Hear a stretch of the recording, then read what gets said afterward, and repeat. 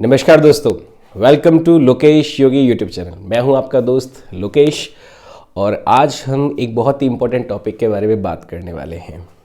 दोस्तों, आप अपने जीवन में किसी भी स्टेज में हो, चाहे वो स्टूडेंट एज में हो, चाहे आप कहीं जॉब कर रहे हो, चाहे बिजनेस कर रहे हो या फिर किसी भी गोल को अचीव करना चाहते हो, तो आपको उस गोल को अचीव करते समय बहुत सारे हर्डल्स आते हैं, बहुत सारा स्ट्रगल आता है, बहुत सारी परेशानियां आती हैं और ज़्यादातर परेशानियां दिमाग की होती है। हम एंजाइटी से ग्रसित रहते हैं, हमारा माइंड में डाउट्स आते रहते हैं, फियर आता रहता है, फेल हो गए तो क्या होगा, कुछ गड़बड़ हो गई तो क्या होगा।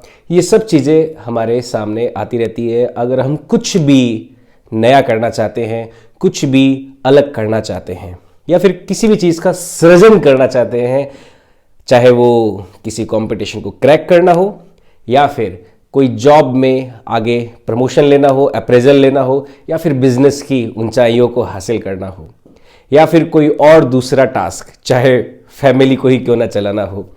हमें हर चीज़ को सृजन करते समय बहुत सारी परेशानियां आती ही है। वो दिमागी तौर पे भी हो सकती है, फाइनेंशियली तौर पे हो सकती है या फिर हेल्थ से रिलेटेड भी हो सकती है। तो ये जो परेशानियां आती है, इनका सामना कैसे करें और ये आखिर आती क्यों है।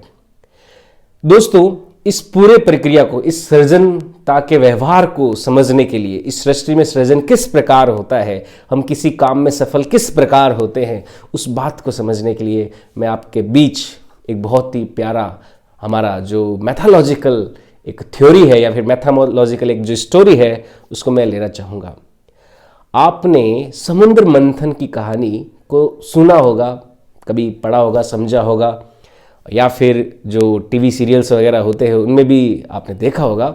तो समुद्र मंथन क्या होता है कि ईश्वर का मन किया कि चलो सृष्टि की रचना करते हैं।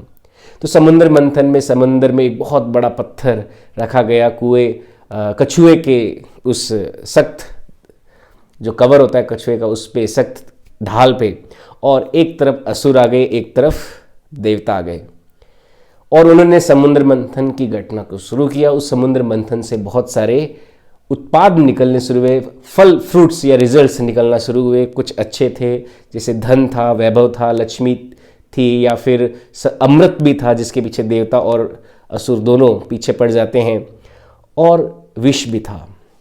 अब इस पूरी मैथोलॉजिकल कहानी का हमारे जीवन में हम जब भी कोई गोल डिसाइड करते हैं उससे किस प्रकार जुड़ाव है, इसको ध्यान से समझना। दोस्तों, वीडियो को अंत तक जरूर देखना और एक एक पॉइंट अगर आपको समझ में आ गया तो आप बहुत सारी गलतियां जो आप करते रहते हो उनको अवॉइड करना सीख जाएंगे और सक्सेसफुल बनना सीख जाएंगे। दोस्तों, एक तरफ असुर है, एक तरफ सुर है, यानी कि देवता है, और एक तरफ दानव है। देवता पॉजिटिविटी ऑफ लाइफ, दानव is negativity of life. Whenever we decide something कि भाई मान लो कोई एग्जाम को क्रैक करना है, तो दो पॉसिबिलिटीज़ है, या तो एग्जाम क्रैक नहीं होगा या एग्जाम क्रैक हो जाएगा। एग्जाम को क्रैक करने के लिए हमारे जो पॉजिटिव थॉट्स आते हैं, ये पॉजिटिव थॉट्स उन देवताओं की तरह है, और हमारे माइंड में जो नेगेटिव थॉट्स आते हैं वो दानवों की तरह हैं जो हमें रोकते हैं या फिर हमारे अंदर एक मोरली हमें डाउन फील कराते हैं। जो देवता पॉजिटिव थॉट से हमें मोरली अपलिफ्ट फील कराते हैं। दोस्तों, हमारे दिमाग में जो हमारा गोल है, उस गोल का जो घूर्णन है वो होता रहेगा, उससे रिलेटेड विचार आते रहेंगे। तब इसका मतलब यही है कि मंथन शुरू हो गया है किसी गोल को प्राप्त करने का, सर्जित करने का, और उसमें पॉजिटिव और नेगेटिव थॉट्स दोनों का कॉम्बिनेशन जरूरी है और वो होगा ही होगा। अगर आप ऐसा सोच लो कि केवल पॉजिटिव थॉट्स और नेगेटिव थॉट्स हो ही नहीं, तो आप मान लीजिए आप किसी चीज़ को सृजित नहीं कर पाओगे। पहली सीख हमें यहाँ से मिलती है। दूसरी सीख उस घटना से क्या मिलती है? जब समुद्र मंथन होता है तो जो धन संपदा, वैभव, लक्ष्मी या अमृत जैसे बहुत ही शानदार अट्रैक्टिव जो उत्पाद होते हैं, अट्रैक्टिव जो फ्रूट्स होते हैं, उनके पीछे देवता भी भागते हैं और उनके पीछे दानव भी भागते हैं। दोनों भागते हैं, दोनों को चाहिए, है ना। अब चाहिए तो दोनों को, सभी को चाहिए। अपन अपने जीवन में भी देखते हैं, हर कोई पैसा कमाना चाहता है, हर कोई फेमस होना चाहता है, हर कोई बहुत आगे बढ़ना चाहता है। अब इस घटना को थोड़ा छोड़ के जो लालच पे आधारित है, यहाँ पे वो लोग आ जाते हैं जिंदगी में जो लालची होते हैं। हाँ, थोड़ा बहुत वो हासिल कर भी लेते हैं पर बहुत बड़े सफल व्यक्ति नहीं बनते हैं, जो देवता और दानवों की तरह सोचते हैं। एक तीसरी सीख हमें पता चलती है कि जब उस समुद्र मंथन से विष निकला था, उस विष को किसने पिया था? भगवान शिव ने पिया था। उस विष को किसने पिया था? भगवान शिव ने पिया था। इसका तात्पर्य क्या है? हमारे माइंड में जब हम किसी चीज को सृजित करना चाहते हैं तो सृजन से जुड़े हुए जब विचारों का घूर्णन होता है तो उससे कभी कभी ऐसा होगा कि बहुत ज्यादा एक नेगेटिविटी का एक विस्फोट होगा कि यार अब तो गए, अब तो कुछ नहीं हो सकता, अब तो खत्म सब। उस समय आपको अपने मन के अंदर के शिव यानी कि शांति को पहचानना होगा। आपके अंदर के जो शिवा तत्व है उसको पहचानना होगा। वो शिव तत्व उस नेगेटिविटी के विस्फोट को कंज्यूम कर सकता है और तभी आप मंथन को जारी रख पाओगे, वरना मंथन उसी समय रुक जाएगा। आपके सृजन की जो यात्रा है, आपका कुछ करने की जो यात्रा है, वो वहीं पे ही रुक जाएगी।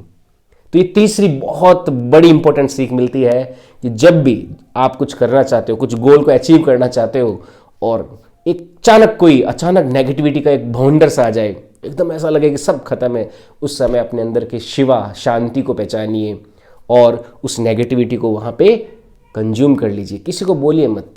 आपकी ज़िंदगी में जहर आता है, विष आता है, बहुत सारे नेगेटिव लोग भी होते हैं, कुछ नेगेटिविटी वाले कमेंट भी कर देते हैं, कुछ नेगेटिव इंसिडेंट्स भी हो जाते हैं, पर आपको उस समय अपने मन के अंदर की शांति का उपयोग कर उनको वहीं पे कंज्यूम कर लेना है, उनको वहीं पे डिकम्पोज कर देना है और आपको अपने घूर्णन को, विचारों के उस घूर्णन को जारी रखना है।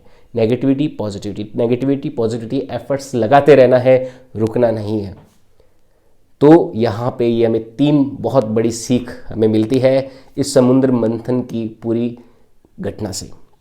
समुद्र मंथन की घटना कोई ऐसे वास्तविक हुई या नहीं हुई या नहीं कह सकते हम, लेकिन इसका जुड़ाव जो है हमारे मन के व्यवहार से बहुत ज़्यादा गहरा है।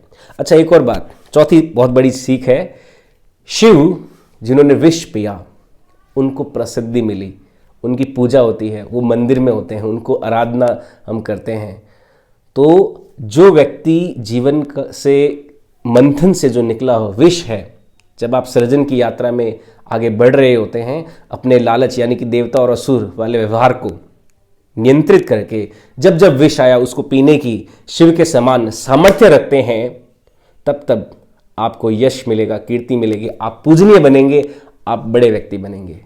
शिव देखो, शिवलिंग में मंदिर में पूजे जाते हैं, देवता और असुर इतने सारे हुए थे, अपन को किन का नाम याद है? किसी का ही नहीं। जो फेमस हुए वो कौन हुए? जिन्होंने इतिहास रचा वो कौन थे? वो शिव थे। तो जहर पीने की आदत डाल लो दोस्तों, बहुत ज़रूरी है। अगर आपको शिव बनना है, आपको बहुत बड़ा कुछ करना है ज़िंदगी में। और एंजाइटी आती है, ज़िंदगी का हिस्सा है, सब कुछ चलता रहेगा, लेकिन आपको शिव बन के उसे कंज्यूम करते रहना है, उसे अपने आत्मसात करते रहना है और फिर देखिए आप परिणाम बहुत गजब के लेके आओगे। लालच नहीं करना है देवताओं और असुरों की तरह कि खाली हम पैसा, यश, कीर्ति उन्हीं की तरफ भागें, नहीं। हमने अगर कुछ सृजन करने की ठानी है तो उससे आने वाले हर चीज़ के लिए हम उत्तरदायी रहेंगे, चाहे विष आए, चाहे धन संपदा आए, चाहे यश और कीर्ति आए, चाहे नुकसान आए, घाटा आए, कुछ भी आए, you are there to handle every aspect of that thing.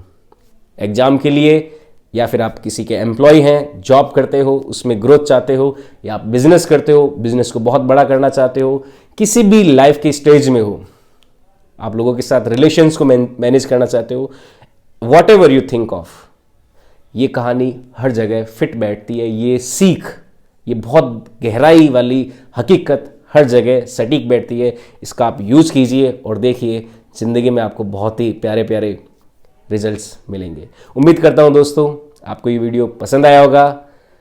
मेरा वीडियो आपको कैसा लगा कमेंट में मुझे अपनी राय जरूर दें। शुक्रिया दोस्तों। अगर आपने मेरे YouTube चैनल को सब्सक्राइब नहीं किया तो प्लीज़ उसे सब्सक्राइब करें, वीडियो को लाइक करना ना भूलें। जय हिंद, जय भारत।